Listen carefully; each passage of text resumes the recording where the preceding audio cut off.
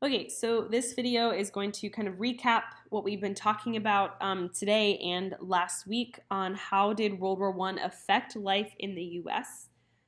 So again, this is the poster where it shows the Statue of Liberty, and it's kind of geared towards immigrant audiences, reminding them that food will win the war and that they came here seeking freedom, and then now they must help to preserve it. So again, kind of appealing to different groups of Americans on how to help the U.S. government during World War I. So how did it affect life in the U.S.?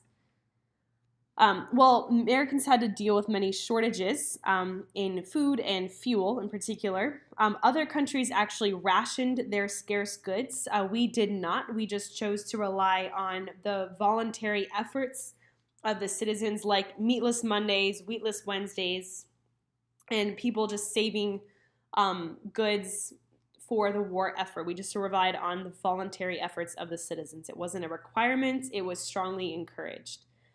This is, again, also when we started daylight savings time to save fuel. So, again, that had been around, I think, since Benjamin Franklin, the Revolutionary War. But World War I is when countries across the world started using it to save fuel. So that's going to change the way people live their lives. The military and the government used publicity to encourage men to volunteer to fight.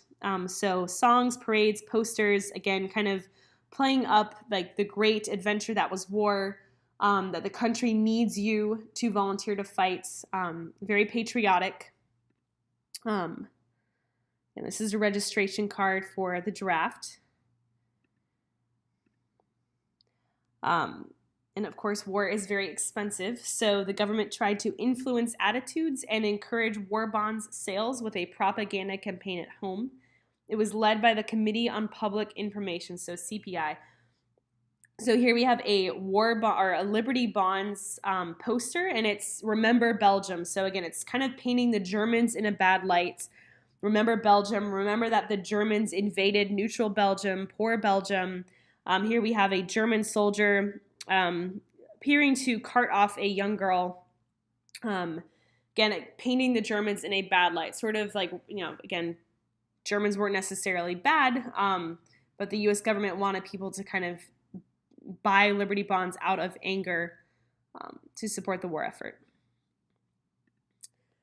The thing that we're looking at today and tomorrow is the government tried to cut down on any activities that could hurt the war effort by passing laws that restricted Americans' rights. So these were called the Espionage and Sedition Acts. So anyone who came across as anti-war or spoke out against the U.S. involvement could potentially hurt the war effort by making people not want to save on fuel and food, to not buy Liberty Bonds. So that kind of, the government saw that as a threat. So they passed these Espionage and Sedition Acts that we'll look at again in class tomorrow to kind of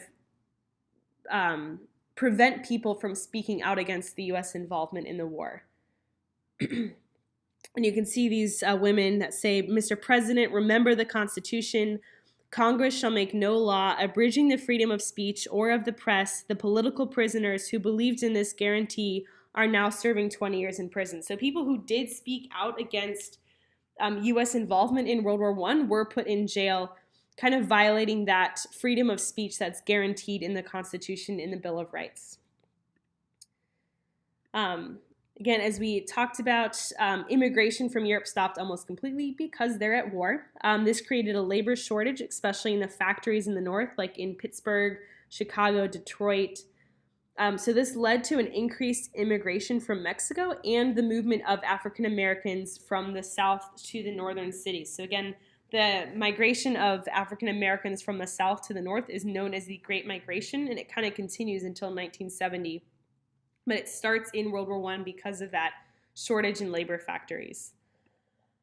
And then again, as we talked about, Americans of German or Austrian background often face discrimination or even violence. So again, we go to war and we ally with the British and the French. And so we're against the Germans and Austrians. There were a lot of German and Austrian immigrants in the United States at the time, predominantly in Pennsylvania and the Midwest, very German backgrounds there. But German Americans and Austrian Americans would face discrimination or even violence, sometimes even death, like by lynching, because people were very anti-German, again, as a part of the propaganda campaign by the U.S. government. So, again, tomorrow we're going to look at kind of what happened to you if you spoke out against the U.S. government during World War I. This is just a recap of how different groups were affected by U.S. involvement in the war and how the home front was affected.